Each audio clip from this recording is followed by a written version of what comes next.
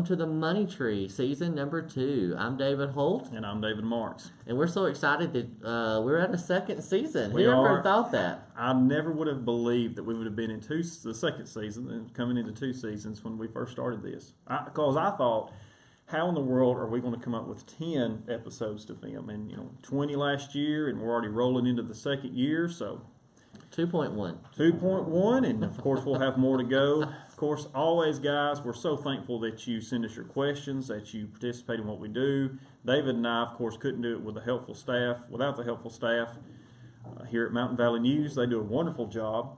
Let's don't brag on our camera guy too much, but the overall staff is wonderful, yes. Right. I do believe that they all work very hard. Of course, Farmers Television also does a great job with trying to get that together. Those folks over there do too. Of course, now we also have a WVSN, right. AM 1500 in Rainsville, 103.1 FM Rejoice. We appreciate Mark, Kay, Annie Ruth, and all the folks over at WVSN for playing the audio portion.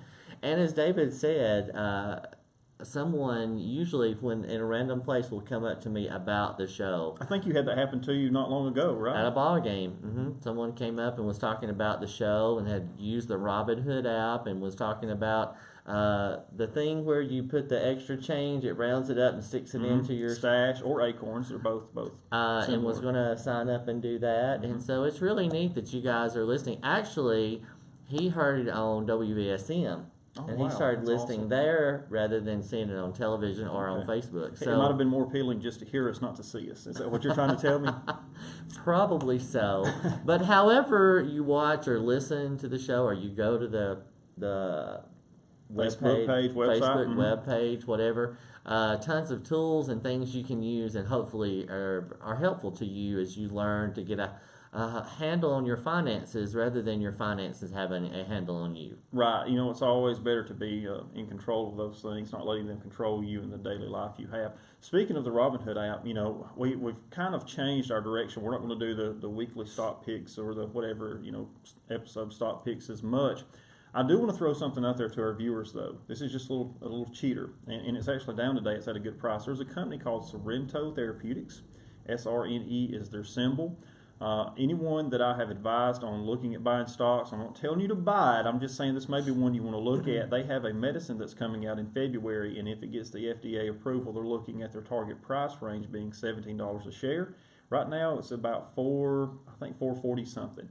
Wow. I actually bought into it when it was in the $2 range, and so I had bought and sold, and I'm still holding a little now, and I will buy more before February because it's the end of February, 1st of March.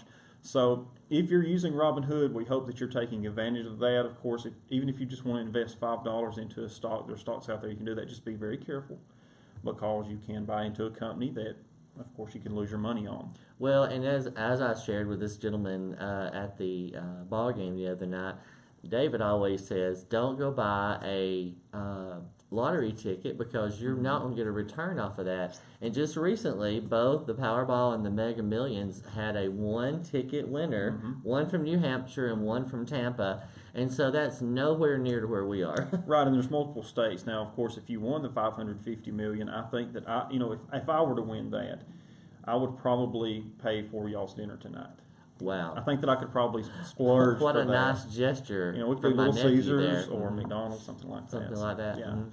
But anyway, I have a money fact for us. Can I give that? Is that okay? You can, I didn't mean to bang on the table. You may bang on the table. You can share your money fact. But I just do want to say this. Sure. Go ahead. The stock market just recently had a huge gain. Yes. Highest it's Ever been. Ever been. Okay, I thought I saw that right on the news. We have seen, and it's really been, for those of you who may be into, like me, buying penny stocks, and that's where you've tried to make your money, it hasn't been the greatest market for penny stocks because really you see more growth in that when the stock market may not be doing as great. I've seen bigger gains in that. The stocks that are really performing well now are the bigger stocks, the mega caps and the large cap stocks. For example, I never thought I would see Amazon go over $1,200 a share, but it is today. So, the mega cap stocks are the ones that are really performing well, and that's the ones that most people are buying into and selling right now. So that's where you see. In time, though, we could see some adjustment there. But, hey, you know what? The American economy is growing. We just have a new tax plan that's been put in place. And actually, episode number 2 is going to cover that for everyone.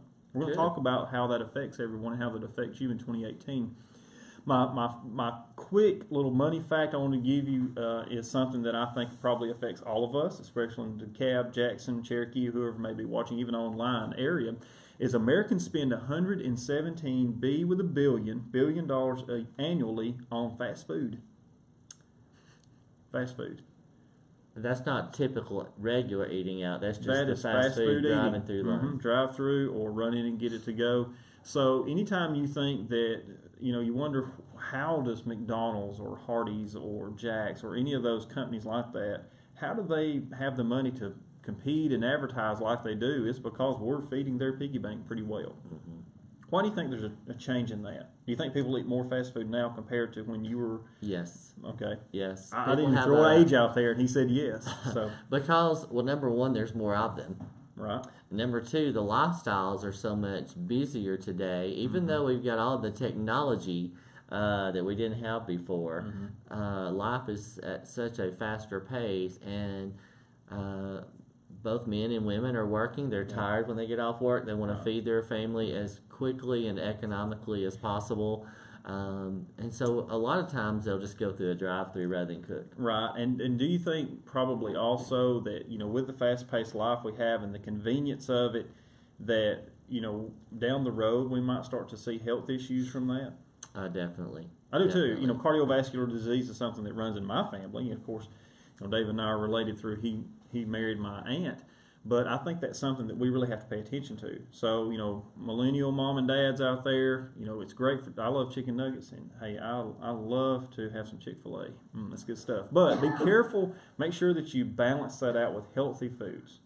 Whole foods. My daughter-in-law would say whole foods. Whole foods. Healthy and whole foods. All right. Now, if you want to go down that route, see, I'm a proponent of the old ways. The whole milk, the Cook butter. at home. Well, now, I like butter. Everything's better with butter. True. I'm just saying, I'd always heard, and I haven't researched it, so I could be wrong. But the stuff that you put in to take the bad stuff out is usually more harmful to your body than stuff in moderation. They found that to be with aspartame and sugar, that aspartame was probably more dangerous. Speaking of that, I'm going to give you a quick health tip. Can I give a quick health tip? You can. Lettuce, bacteria can live on lettuce. That's why I'm a proponent for fried foods, because you put stuff in hot grease at 350 degrees, it's pretty much going to kill anything. It's going to kill anything. A little humor there for you. All right, Dave. Do you have the woes of Christmas dead? I do not. Just come out of that. I do not. My wife did very well. We did very well on our purchases. Kept it reined in. We did what we could afford. We didn't put a lot of stuff on credit cards. So I'm very thankful. That's very smart. And actually, David and I and my fiance and my Aunt Vicky went and ate, 2 weeks ago maybe, in Chattanooga. And of course, we were having conversations about the spending and things like that. Money comes up when I'm around a lot of times. And David gave a great tip for Christmas spending for next year. And I want to give you just a moment to give that tip, because I was very impressed that you had done your research. And I just said put money away each week, like in a Christmas club account. If you don't want to start a savings account, you can do it in some type of your own savings. That's one. The other one was, sorry, I had a senior moment there. The best thing to do is to buy a gift card once a month. $50, $75, $100, whatever you want to afford, and save those gift cards in your safe deposit box. And then when you're ready to do Christmas shopping, you pull out all those gift cards and just use that. And you're ready to go. So you could either buy the gift cards for the people you'll buy them for, or if there's stores you'll be shopping at, buy those gift cards then, and you'll have them to spend later on. So you're paying for Christmas all along rather than... But you're doing it in increments, which is a lot lighter blow than having to do it. Because if we're going to try to save $25 compared to spending, having $600 later on, which one's easier to accommodate, use and spend? And also, lots of times gift cards, you give them away and people don't use all the money that's on them. That's a lot of money that company gets to keep because you're not spending the stuff on your gift card. Right. So always keep up with your gift card and use it and get all the money off of it. My best advice, though, is if you get the gift cards, put them in a safe place, because people tend to throw those away sometimes. And not think, where did I put that? Yeah. Kind of like your car keys? Yeah, kind of like your car keys. Put them in a safe place. So how much do you think the average American spends at Christmas? Oh, my heavens. I really don't have an idea. If we were like our camera guy, it would be millions. Millions and millions. Well, let's go ahead and look at our very first slide if we can do that. All right, first slide. Looking at our first slide, we can see that the average American spends $660. Now, total for the American economy, that's $158 billion that's roughly spent. Now, of course, this is an average. Some people will spend a lot more than that. Some will spend a lot less than that. But $660 is a pretty good whack. It's a chunk of change. You know, that's some money when you're looking at that. Which goes back to, if you say, well, I'm going to set a budget of $600 next Christmas, you can go ahead and start buying those $50 gift cards. And you've got those.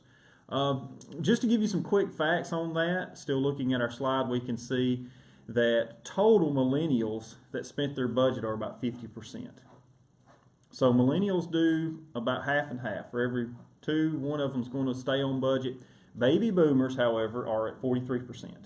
So we can see where there's a trend where millennials, younger people, typically don't stay on budget as much as their parents might. And, you know, that's... Don't you think that comes with wisdom, with age? Probably so. Probably so. Now, and I gave you that quote. I said that wrong. Baby boomers actually spend more money. They stay off budget more than the millennials. I think I said it the other way. Okay, I'm sorry. So let me back that up. Millennials are doing a better job of staying on budget, better than their parents are. But there's factors that are involved in that. So go ahead. It's easier for millennials to stay on budget, and here's some of the factors. Okay, are you ready for this? While millennials do a better job, baby boomers are feeding the millennials still. Really? Yes. They're still feeding a lot of the millennials, whether it be at their home for Christmas or whether it be because the millennials are still living at their house. So that helps. You know, if I'm not paying for my groceries, of course, I have more money to stay on budget with. Generation X, which may be the generation that I would fall into, they're the highest overspenders, and 32% stay on budget. So that would not be you, that's for sure, because you are a very frugal with your pennies. I am. So breaking it down, if we can, which generation uses borrowing to do holiday shopping? I would say baby boomers. Okay, that's good. If we can look at our second slide. Okay. Don't you see how we have these nice graphics? I like the graphics you throw up there. Baby boomers, 63%, Generation X, 58%, and millennials, 40%. So look at that. Looking at it by generations, baby boomers are the ones who are going to borrow money. Now, what do you think I mean by borrow money? Credit cards. Credit cards. They will use credit cards more likely to spend for Christmas. And I think some of that may go back to the mentality of they have higher debt loads still. Okay, because, you know, if we look at a life plan of finances, you know, we do 30-year mortgages for a reason. I had a hard time getting that word out. We do 30-year mortgages because how long would you typically think about working in a career? 30 years. 30 years. So by the time you pay off your house, you're coming out of your career and getting ready to retire, so you eliminate that debt load. All that being said, now we're seeing a generation coming along, which would have been the baby boomers, who they're not out of debt with their home. They're not quite where they need to be in retirement. They're still working past that 30-year window, or they're still paying on their home, whatever it may be. So they're still digging into their pockets a little bit to buy Christmas, things like that. And I'll say this, I think that my parents' generation gave us more than their parents' generation probably gave them. And definitely, I know my mama, when she was alive, talked about how they would get a piece of fruit or they would get some candy for Christmas. And you think about a piece of candy or a piece of fruit compared to clothing and a drone and a new iPhone that's $800. You know, so there's definitely a lot of overspending at Christmas, probably by the baby boomer generation, because they're trying to give bigger gifts. What do you think would be the biggest gift on average that you might, and I'm not saying specifically, that you might give your children compared to what you would get? Oh my goodness. I don't know the biggest gift. I just know our thing has always been to provide more for them than we received. So I think that's from my mother to mine, and I'm not sure about my children. However, I will say that they all, well, 3 of the 5 went and spent their money to find after Christmas shopping savings, which they're very happy with. You know, they really enjoyed the financial gifts they got, and they were able to spend those, or couldn't wait to spend them. Right, and that's something that I do think that my generation is trying to do a little bit better at, is they like to find the best deal. which a lot of that has to do with e-commerce. And a things lot like of it's that. online shopping, which is It is. I find very unique. There's always a package coming in that my daughter's ordered, or my son or my daughter-in-law's like, I ordered that, I ordered this, and I'm like, that's just so out of what I do. I very seldom order anything online, which I'm sure you do, I do. but I don't. So I think that's an age thing. Well, and I will add another, throw another scenario into this, or another layer to this. That's a better word there, financial layer to this. Baby boomers are not only buying for their children, they're also buying for their grandchildren now. So that baby boomer generation has grandchildren, and I know grandparents, while they might like to give their kids better than they had, they really like to give their grandkids better than they had. So when it comes to opening up the wallet and opening it up and getting the plastic out, they will drop some change on their grandchildren. That's just what they like to do. So Our camera guy's getting Pentecostal. He's he raising is. both hands. I think back he there. was. He almost shouted. I was just I waiting. think there was a trip out of the country with the whole family, There so you I go. bet there was. We need to bring him on and ask some specific questions, and maybe look at his credit card bank statement, and then just we'd know whether he's learning from what he's been hearing. Right, I think so, and I think he has. You know, I know that he's using the Robinhood app and he's making good. So maybe the money he made from his stock purchases, he took the trip with. I know he's always jotting down when you start talking about stocks. His ears perk up like a little prairie dog, like "Hello, I'm tuning in," and he's writing down. Well, and there's been a couple I've been afraid he would throw something at me over, so that happens too. All that being said, you know, when Christmas time comes, we want to give gifts. You know, it's just something in us, especially in this area, I'll say the Southeast, that we love to give gifts. We want to do that. It brings joy to us, and it's really brings us joy to give gifts more than to receive. You know, you'll meet very few people who would rather get than they would give. So I think that all that being said, Christmas time is a wonderful time of year, but it puts us in a financial crunch. Well, and you know, personally speaking, you know, there was from our family personally, there was a transmission issue on my vehicle that had to be repaired, over $1,000. Then there's a abscess tooth, which is a root canal. Then you have a crown on top of that, There's another $1,000. and so you've got another chunk of change that came out of the reserve Christmas budget. Right. Right. So therefore, it wasn't as much as we would have liked to provided, but you know, we've been learning, putting money aside, squirreling it away, being frugal, I should say, Very frugal. to do things more in a wiser way, to and manage our money more wisely. When we had our family Christmas, you know, I know that we had that on our side of the family at your house. So when we did that, we also ate.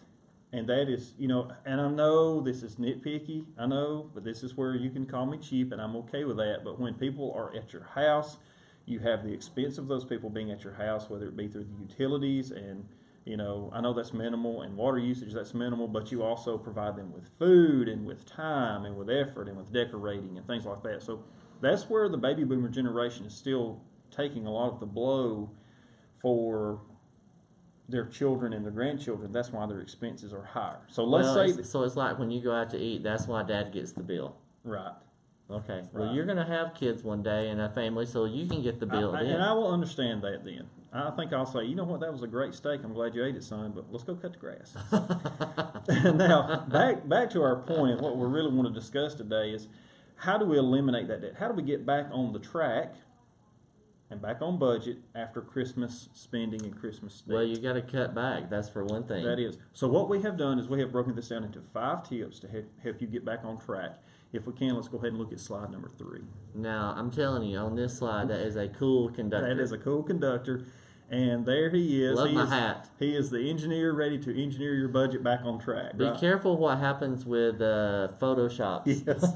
Be careful who you let design your slides. That's Yeah, what I should there you say. go, there And you if go. they paid attention to our Money Tree page during Christmas, I had a very fun Christmas graphic that I threw up there for Christmas from the Money Tree guys there. So, we appreciate it. looking at our slide, number 1, the first thing I would say is rearrange your budget.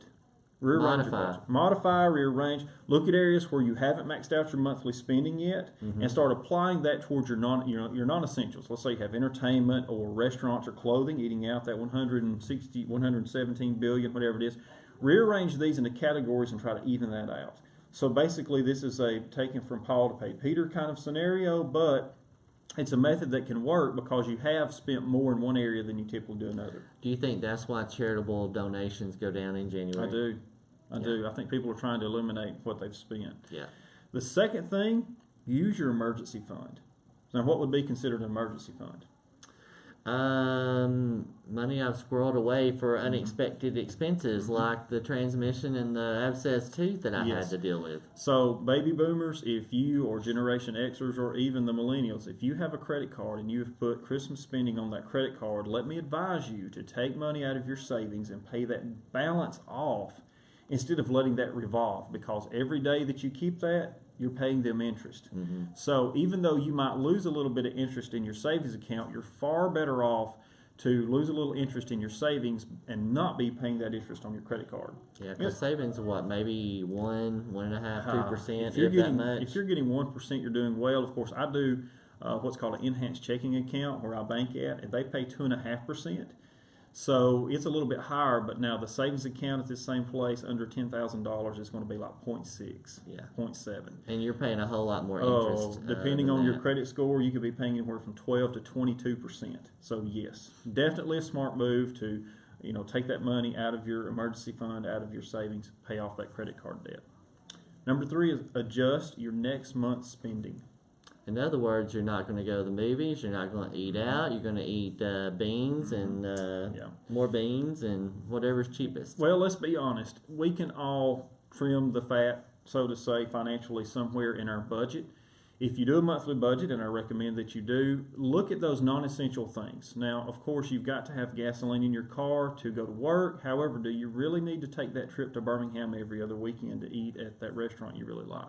And you can also take your lunch rather than going out to eat. You can, absolutely. That Peanut is butter a and jelly, huge money saver. Some chips, some water, you're good to go. And back to the e-commerce bit, I will even say that it would be smart to order your products through Walmart or through Amazon or whoever you may want to use instead of having to go to those stores and buy those items.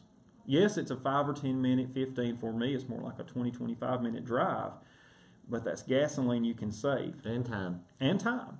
So, do those things that are little small things that add up to big totals. That's what you're really looking for there. That's where you make those adjustments. Don't skip on your power bill. That's kind of a necessary thing. Need the power bill, especially as cold as it's been lately. Yes, it's been awful, awful. Fourth thing is make a long-term plan. I tell my seniors all the time at school, you need to have a 5-year plan and you need to have a life goal.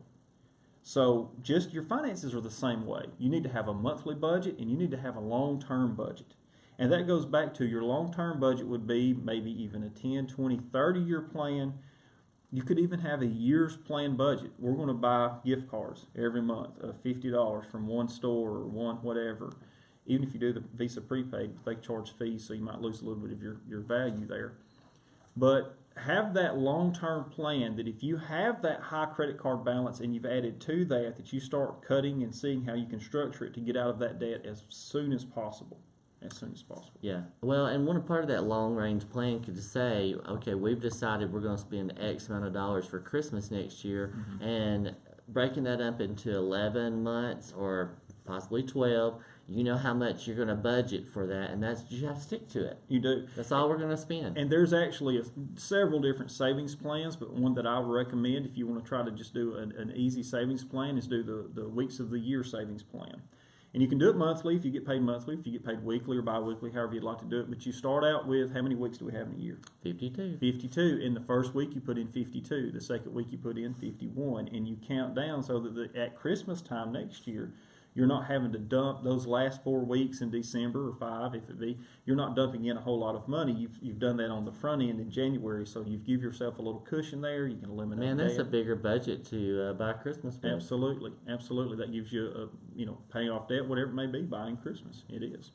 And the fifth thing that I feel like that's something that we have to remember: give yourself some grace.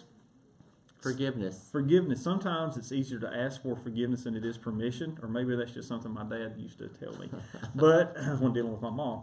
But give yourself some grace on this. If you have racked up more debt, don't feel like that. You're an awful person. You're just a human. Right, you are human, and the life is over. Remember, every day is a new day, and we get a new beginning, and God is very gracious in that, thank goodness, and all the things that we do. Your finances are the same way. I know a lot of times I feel like that I'm very stern with people I talk, not stern, maybe stern, I don't know. Hateful. No, maybe. But I feel like, especially when dealing with my students, and I'm talking about all these college expenses and how you need to work and yada, yada, yada. He's not very kind in his delivery. He's more preachy. I think that's very true. Very, very. But I very know who your so. dad and mom are, so. Sure. Well, and I think it's because I do not want to see people make the same mistakes maybe I've made, or. But I want to say this. That's a life lesson for all of us. Sure. Most people, a lesson you learn the hard way is one you won't soon forget. Right. And sometimes it doesn't matter how many times someone tells you. Till you experience it yourself, you don't get it. Well, it's kind of the old adage that if you're ever going to see a rainbow, you've got to stand a little rain. Well, that's true with finances too, that if you want to see the pot of gold at the end of your rainbow, how do you like that segue? That you're going to have to stand a financial storm every now and then. Or you could be in the Blevins household, and you could always have a pot of gold. Right, that is very true. So, That's our camera guy, by the way. Right. So, guys, we want you to get back on track. We definitely, you know what, I was nervous about coming back. I'll be honest with you. This has been so much fun, and time goes by so fast when we do these. Mm-hmm. But we want to help you get back on track. Next week, or the next episode, whatever it may be, we're going to discuss with you the new tax plan, the Trump tax plan, as we can call it that, and how that's going to affect you. And I have ran the numbers. I have spent a lot of time crunching these numbers. Now, I'm not a certified CPA, so they may tell you something different. It's always, of course, encourageable to talk to those people. But we have good information for you, and I think a lot of people are going to be surprised. And also, we're going to be talking about how to plan for a wedding. Somebody is getting married. Right, and you right. talk about frugalness, Right. They are experiencing very wise decision making when it comes to budget. Well, David and my Aunt Vicky got to experience trying to buy the decor. Did I use that word correctly? I think that is. The decor for the wedding and trying to plan. And we're actually going to do an episode to where we can try to help maybe with someone who's trying to do that. It's been a lot of fun. I'm more the socialite, social media. I don't care. Act goofy, do that fun stuff. My fiance, not so much. So I would say we would try to bring her on here, but I really doubt that happens. Yeah, I doubt it too. But we do appreciate you tuning in. It's been so much fun to bring you the Money Tree. We appreciate the folks who helped us bring it to you. It's called Mountain Valley, WVSM, Farmers Telephone TV. We appreciate all those folks.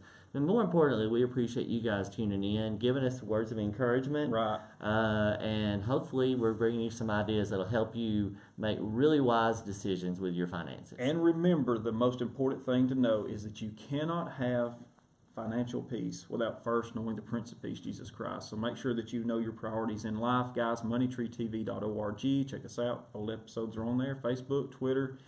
We're all out there, so just find us. And there's also things you can download to help you with your budget and other things. So That's thanks right. so much for joining us, and we'll see you again next time. Roll Tide.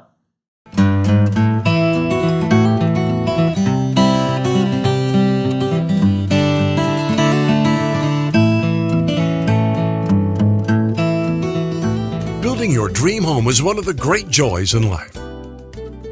At First Southern State Bank, we know construction and mortgage financing, putting today's low rates to work for you. As you and your family move closer to the completion of your new home, we know that your home is where memories are made and families grow stronger year after year. At First Southern State Bank in Rainsville, Scott Kirk stands ready to tailor the right construction loans to meet your needs, along with our staff of experienced loan professionals. Drop by to share your dreams with us today in Rainsville. First Southern State Bank in Rainsville. All the bank you'll ever need. Hello folks, this is Andy White down here at Bobby Ledbetter's Twin City in Fort Payne, Alabama. I want to invite everybody to come out to our new location. We're at 1411 Glen Boulevard, right where you turn to go on Airport Road. We've got plenty of inventory for you to choose from. I got cars, trucks, vans, sport utility vehicles of any make and model. Come down here and visit us. Let us see what we can do for you. If you got some slow credit, I've got some banks that'll take care of that. We've got great financing, got a great selection of cars. Y'all come down here and see us. Don't take the first deal that comes along when you can do better at BobbyLedbetter.com and Twin City Used Car Sales, located at 1411 Glen Boulevard in South Fort Payne.